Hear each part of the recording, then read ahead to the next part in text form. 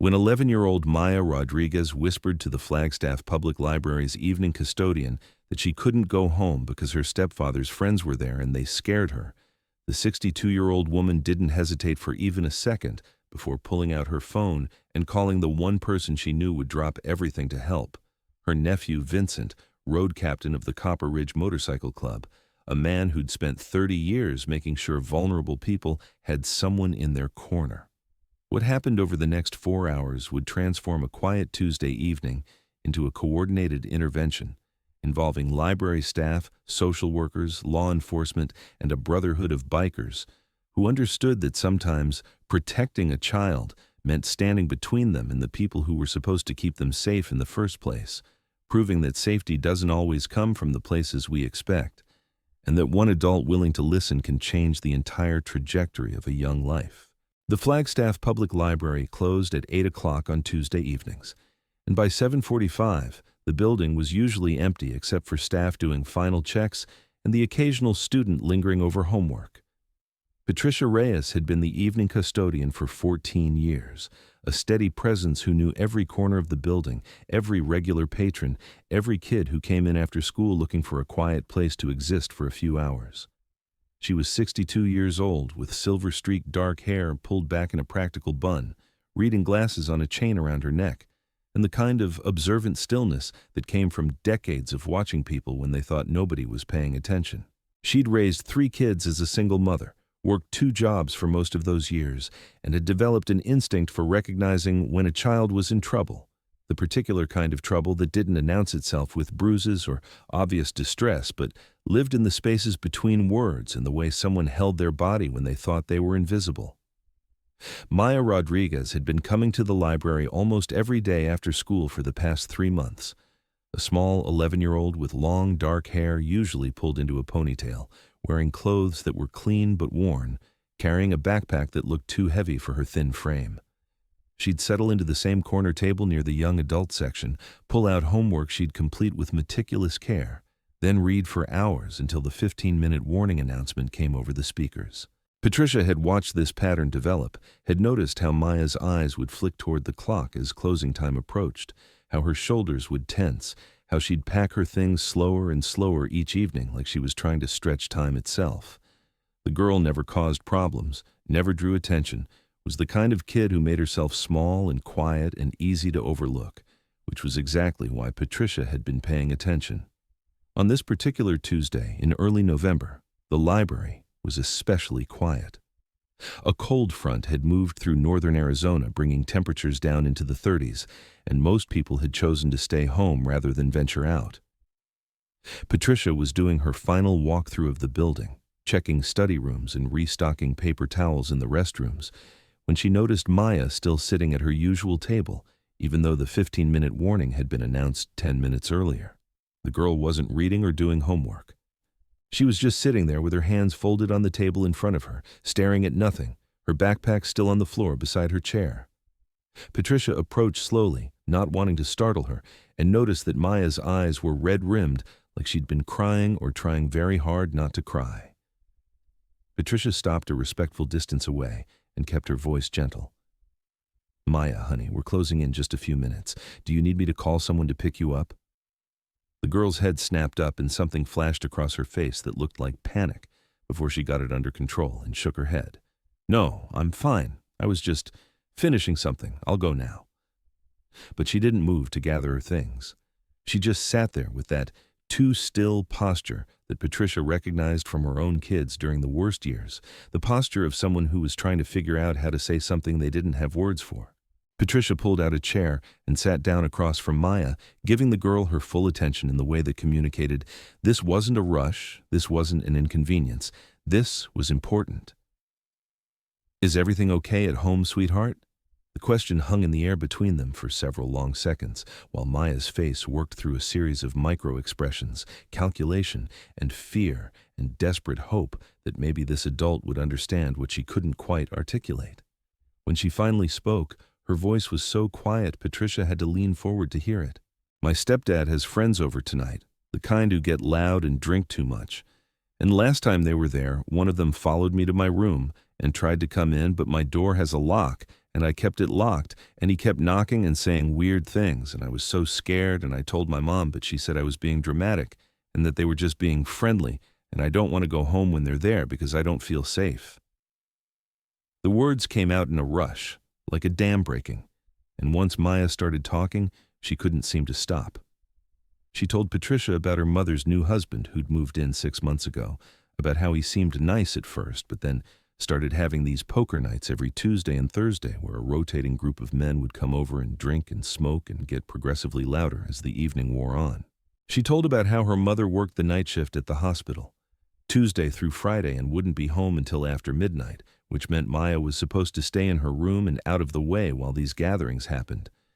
She told about the man who'd followed her to her room 3 weeks ago, about how she'd locked her door and turned her music up loud and texted her best friend because she didn't know what else to do, about how her mother had dismissed her concerns the next morning and told her she needed to be more social instead of hiding in her room all the time.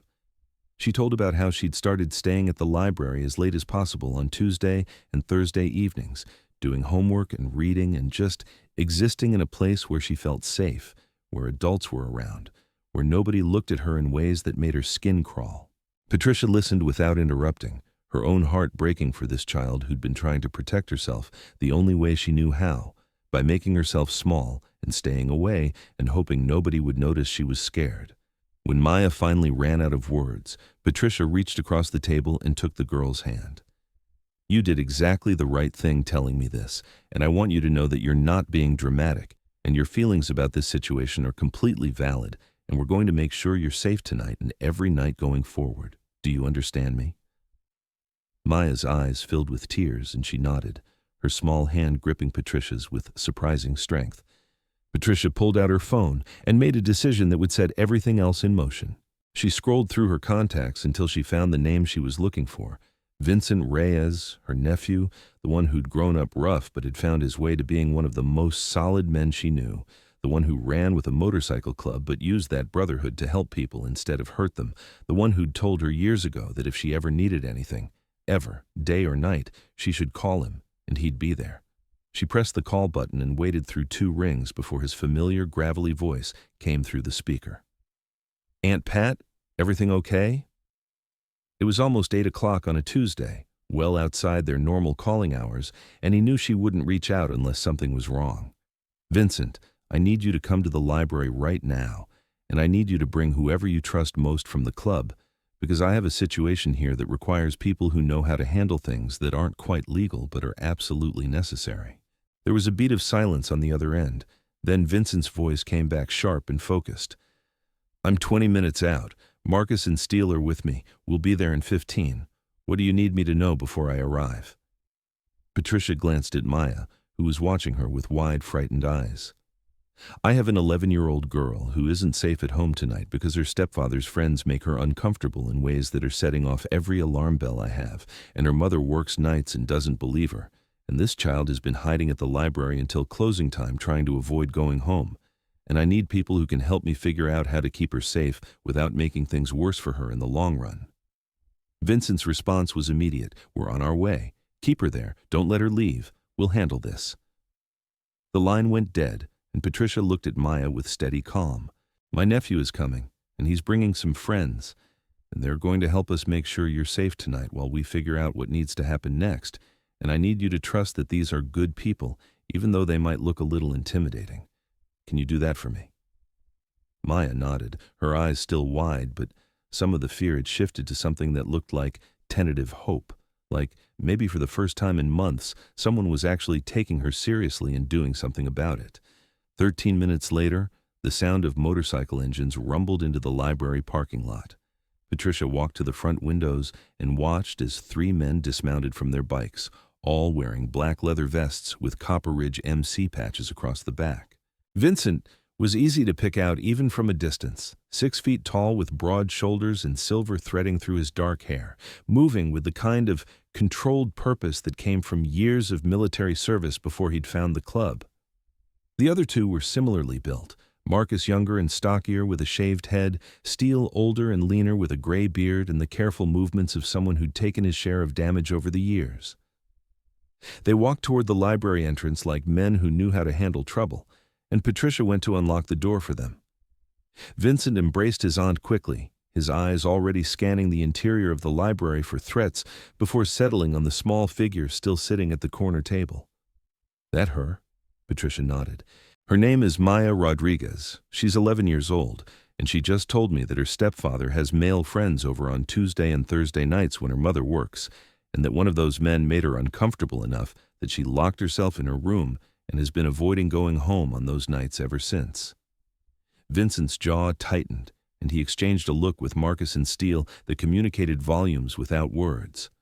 They'd all seen versions of this story before, knew how it could escalate, understood that intervention needed to be immediate and decisive. The three men approached Maya's table, and Vincent crouched down to her eye level, while Marcus and Steele stood back, their presence protective but not overwhelming. "Hey Maya, I'm Vincent. This is Marcus and Steele. We're friends of Patricia's aunt. And we're here because we want to make sure you're safe tonight and help figure out a plan so you feel safe going forward. Is that okay with you?"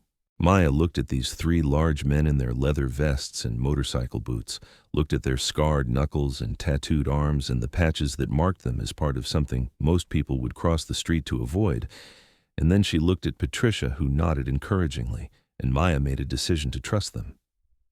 "Okay." Her voice was small but steady. "Okay, I want to be safe." Vincent pulled out a chair and sat down properly, his movements deliberate and non-threatening. "Maya, I need you to tell me about tonight specifically. What's happening at your house right now that made you not want to go home?" Maya took a shaky breath and explained that her stepfather Rick had texted her mother earlier saying he was having his usual Tuesday poker night, which meant there would be somewhere between 5 and 8 men at the house drinking beer and playing cards in the living room until probably midnight or later. She explained that her mother had texted her back telling her to go straight home after school and stay in her room with the door locked, which is what she always did on poker nights, except Maya had come to the library instead because she couldn't face being in that house alone with those men, especially not after what happened 3 weeks ago when one of them had followed her to her bedroom and tried the doorknob multiple times while saying things through the door that made her feel sick and scared. Vincent's expression remained calm, but Patricia could see the muscle working in his jaw, the way his hands flexed slightly before he consciously relaxed them. "Did you tell anyone else about this besides your mom and Patricia?" Maya shook her head. "My best friend Zoe knows I don't like being home on poker nights, but I didn't tell her the whole thing because I was embarrassed, and I thought maybe I was overreacting like my mom said." Vincent leaned forward slightly. "Maya, I need you to hear me very clearly. You are not overreacting. An adult man following a child to her bedroom and trying to get in while saying inappropriate things is absolutely not okay. And your instinct to stay away and keep yourself safe is exactly the right instinct. You did nothing wrong. Your feelings are valid. Do you understand me?" Maya's eyes filled with tears again, and she nodded, and Patricia could see the relief flooding through the girl's small frame. The release that came from finally being believed and validated after weeks of being told she was dramatic and oversensitive. Vincent glanced at his aunt and then at Marcus and Steele, and some unspoken communication passed between them. "Patricia, we need to make some calls. Marcus, I need you to reach out to Sharon at DCS and see if she can get someone out here tonight. Steele, call Rodriguez from Flagstaff PD, the one who works with victims advocacy. See if we can get a welfare check authorized without tipping off the stepfather that Maya's the one who initiated it. And I need to call someone who can verify what's actually happening at that house right now." Patricia understood immediately what Vincent was proposing.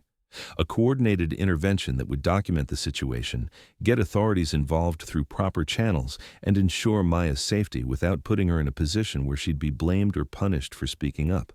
It was the kind of careful, strategic thinking that came from Vincent's years in the military and his work with the club, the understanding that helping people sometimes meant working the system from multiple angles simultaneously to make sure all the pieces fell into place correctly. Over the next 45 minutes, the library became an impromptu command center. Marcus stepped outside to call Sharon Winters, a social worker with the Department of Child Safety who'd worked with Copper Ridge MC before on cases where vulnerable kids needed intervention. Steele contacted Officer Rodriguez, a Flagstaff PD sergeant who specialized in domestic situations and had a reputation for actually listening to children and taking their reports seriously. Vincent made several calls to club members, including one to a prospect named Tommy, who lived 3 blocks from Maya's address and who agreed to do a casual drive-by to assess the situation at the house without drawing attention. Patricia stayed with Maya, making her hot chocolate from the library break room and wrapping her in a spare sweater, because the girl was shivering despite the building's heating. Tommy called back within 20 minutes. "Vincent, there are 7 vehicles parked at the address. Music is loud enough to hear from the street. I can see through the front window, and there's a group of men playing cards with significant amounts of cash on the table and multiple beer cans visible. And I saw one guy go down what looks like a hallway toward the back of the house before coming back about 2 minutes later looking frustrated." Vincent thanked him and ended the call, his expression grim. That last detail, about the man walking toward the back of the house and returning looking frustrated, suggested someone had been checking to see if Maya was in her room, had found it empty, and was possibly wondering where she was. Sharon Winters arrived at the library at 9:15, a woman in her early 50s with kind eyes and the efficient manner of someone who'd seen too many bad situations to waste time on anything except solving them. She sat down with Maya and asked gentle but thorough questions, taking notes on an official DCS form and occasionally glancing at Patricia and Vincent for confirmation of timeline details. Maya told her story again, this time with more confidence, because she had already been believed once and was starting to understand that maybe her experience actually mattered to adults who had the power to do something about it. Sharon asked about bruises or physical contact, and Maya said no one had touched her. But the way they looked at her and the things the one man had said through her bedroom door 3 weeks ago made her feel unsafe. And Sharon nodded seriously and wrote down every word, because emotional safety mattered just as much as physical safety, and predatory behavior didn't require physical contact to be real and dangerous and worth documenting. Officer Rodriguez arrived 15 minutes later, a stocky man in his mid-40s with a shaved head and the patient demeanor of someone who'd learned that rushing traumatized people only made things worse. He introduced himself to Maya, explained that he was there to help make sure she was safe and to gather information so they could figure out the best way forward. And then he sat down and listened while she told her story a 3rd time. Each retelling seemed to make Maya stronger, more certain that what she'd experienced wasn't acceptable, that her fear wasn't an overreaction, but a legitimate response to an unsafe situation.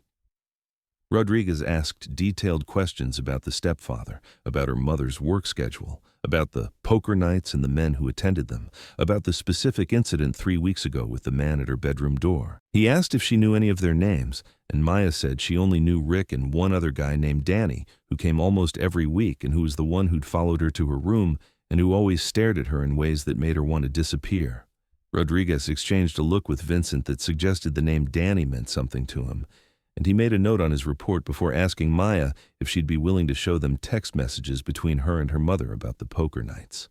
Maya pulled out her phone and scrolled through weeks of messages, her mother's texts instructing her to stay in her room on Tuesday and Thursday evenings, Maya's responses asking if she could go to Zoe's house instead, her mother's replies saying no because they couldn't afford to impose on other families, and Maya just needed to stay out of the way for a few hours. There was one exchange from 3 weeks ago where Maya had texted her mother at 9:30 at night, saying one of Rick's friends was knocking on her door and wouldn't leave and she was scared. And her mother had responded an hour later during her break, saying Maya needed to stop being dramatic and that Rick's friends were harmless and she was making a big deal out of nothing. Rodriguez photographed the relevant text messages with Maya's permission and then sat back with a sigh. Maya, based on what you've told me and what I'm seeing in these messages, I'm concerned about your safety in that home environment, especially on nights when your mother isn't there, and there are multiple adult men present who've made you feel uncomfortable. I'm going to coordinate with Sharon here to make sure you have somewhere safe to stay tonight while we investigate this further and figure out the best long-term solution. You're not in trouble, and you did the right thing by telling Patricia what was going on. Sometimes adults don't realize how their choices are affecting their kids, and sometimes adults need other adults to help them see that. Sharon pulled out her phone and made several calls, speaking in the clipped, efficient language of someone navigating bureaucratic systems with practiced ease. After 20 minutes of back and forth with various people, she hung up and turned to the assembled group. "I have emergency placement approved for tonight through the weekend at a therapeutic foster home that specializes in girls Maya's age who need short-term crisis intervention. The foster parents are experienced, they have space available, and Maya will be safe there while we do a full investigation of the home environment and work with her mother to address these concerns. We'll also need to do a welfare check at the house tonight to document the poker night situation and have a conversation with the stepfather about appropriate boundaries when children are present in the home." Maya's eyes went wide with sudden panic. "What about my mom? Is she going to be mad at me? Is she going to think I got Rick in trouble?" Sharon knelt down beside Maya's chair and took both of the girls' hands in hers. "Your mom loves you, and right now she's making choices that aren't keeping you safe because she's trying to make her new marriage work and she's not seeing clearly how the situation is affecting you. Our job is to help her see that, to give her support and resources so she can make better choices, and to make sure you're safe while that process happens. You're not getting anyone in trouble. You're asking adults to do their job, which is to protect children. That's what's supposed to happen." Vincent had been standing near the back of the group, letting the official authorities handle their part of the intervention. But now he stepped forward. "Maya, my club has resources too. We work with kids who need extra support, and we have connections to counselors and advocacy programs and people who can help make sure your voice gets heard throughout this whole process. If you're comfortable with it, we'd like to check in on you over the next few weeks. Make sure you're doing okay. Maybe connect you with other kids who've been through similar situations. You don't have to decide right now, but I want you to know the option is there." Maya looked at this group of adults who'd appeared in her life in the span of 2 hours and completely changed her trajectory from isolated and scared to protected and heard, and something in her small face shifted from guardedness to tentative trust. "Okay," she said quietly. "Okay, I think I'd like that." Patricia wrapped Maya in another hug and whispered something in her ear that made the girl nod and almost smile. Rodriguez coordinated with Sharon about the timing of the welfare check at Maya's house, agreeing that they'd wait until Maya was safely settled at the foster placement before approaching the residence, so there was no chance of the stepfather confronting her or pressuring her to recant her statements. Steele offered to follow Sharon and Maya to the foster home on his motorcycle, providing visible security and making sure the transition went smoothly. Marcus said he'd coordinate with other club members to create a rotation of check-ins at the foster home, not intrusive or overwhelming, but just present enough that Maya would know she had a community watching out for her. By 10:30 that night, Maya was settled at the foster home with a kind couple named Tom and Jennifer, who'd welcomed her with warmth and gentle questions about what she needed to feel comfortable. Sharon stayed for an hour to make sure the placement was stable, and Steele waited outside on his bike until Sharon gave him the thumbs up before riding back to update Vincent. Meanwhile, Rodriguez and another officer conducted the welfare check at Maya's address, documenting the poker night gathering with 7 adult men, significant alcohol consumption, loud music, and what Rodriguez would later describe in his report as an environment clearly unsuitable for a child to be present without direct parental supervision. They had a conversation with Rick the stepfather about appropriate boundaries and the importance of ensuring children felt safe in their own homes, and they noted his defensive responses and attempts to minimize the situation as red flags worth investigating further.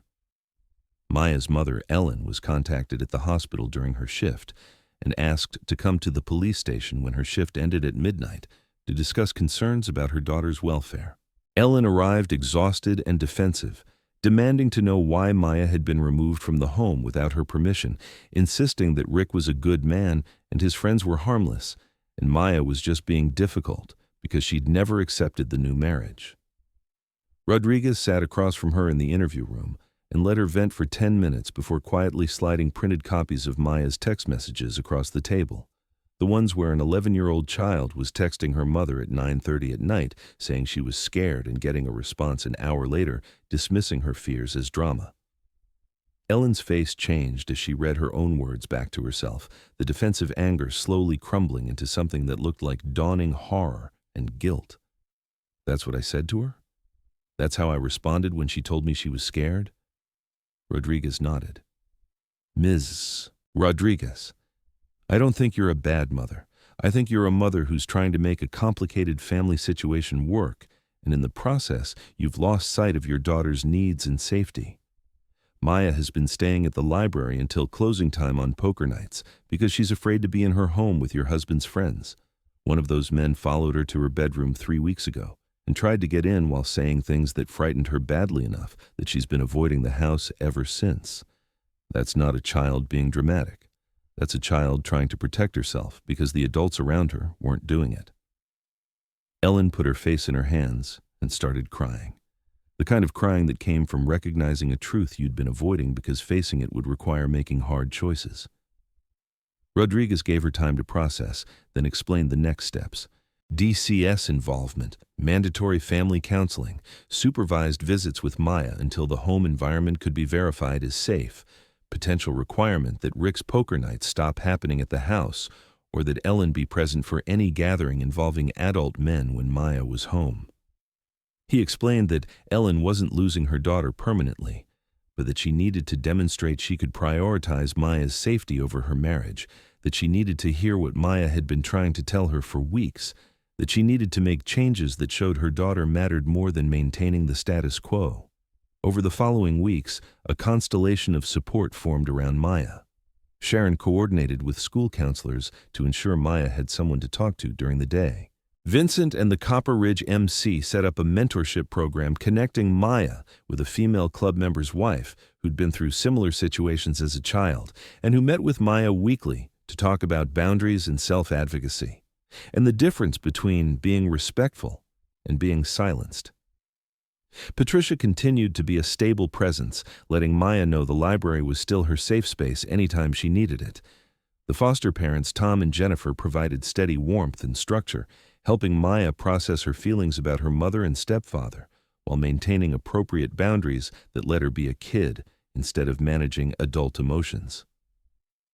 Ellen completed the required counseling and began to genuinely hear what Maya had been trying to communicate. She ended her marriage to Rick after he refused to stop having poker nights at the house and minimized Maya's concerns as overreaction. It was a painful choice, but one Ellen made with increasing clarity as she worked through her own patterns of prioritizing male approval over her daughter's well-being. 6 weeks after that night at the library, Maya moved back in with her mother, this time to a smaller apartment where it was just the two of them, where poker nights didn't happen, where Maya's bedroom door lock was respected, and her feelings about safety were taken seriously. 3 months after the intervention, Maya stood in the Copper Ridge MC clubhouse on a Saturday afternoon, surrounded by 15 bikers and their families who'd gathered to celebrate her 12th birthday. She wore a t-shirt that said, "Trust your gut," in purple letters, a gift from Patricia, and she'd brought her best friend Zoe to meet everyone who'd helped her during the hardest period of her life. Vincent presented her with a journal where she could write down her thoughts and feelings, telling her that her voice mattered and she should never let anyone convince her otherwise. Marcus gave her a small leather keychain with the Copper Ridge MC logo, explaining that it meant she was part of their extended family now, and if she ever needed anything, she could reach out. Steele presented her with a certificate for self-defense classes, teaching her that physical empowerment could match the emotional empowerment she'd already demonstrated by speaking up. Maya's mother, Ellen, stood off to the side, still processing the reality that a motorcycle club had done more to protect her daughter than she had, that these men who society told her to fear had been the ones who'd shown up when it mattered. Patricia stood beside her nephew Vincent and watched Maya laughing with the younger kids in the club, watched this child who'd been so small and scared 3 months ago now, standing tall and confident, and she felt a fierce pride in what they'd all accomplished together. The story of Maya and the library became one of those quiet legends within the Copper Ridge MC, a reminder of why they existed beyond the riding and the brotherhood, why they maintained relationships with social workers and police officers who understood that help could come from unexpected places. It became a teaching story about paying attention to the kids who made themselves invisible, about trusting your instincts when a child told you something was wrong, about the importance of creating networks of protection that extended beyond official systems to include anyone willing to show up and do the right thing. Maya grew up knowing that the night she chose to trust Patricia instead of going home had been the night her life changed direction, that speaking up had been terrifying, but necessary, that the adults who'd responded had given her something more valuable than rescue. They'd given her the knowledge that her voice mattered, and that people would listen if she used it. She carried that knowledge forward into adolescence and young adulthood, becoming the kind of person who paid attention to other kids who seemed scared or alone, who trusted her instincts about unsafe situations, who understood that sometimes the most important thing you could do was simply believe a child who was trying to tell you they needed help.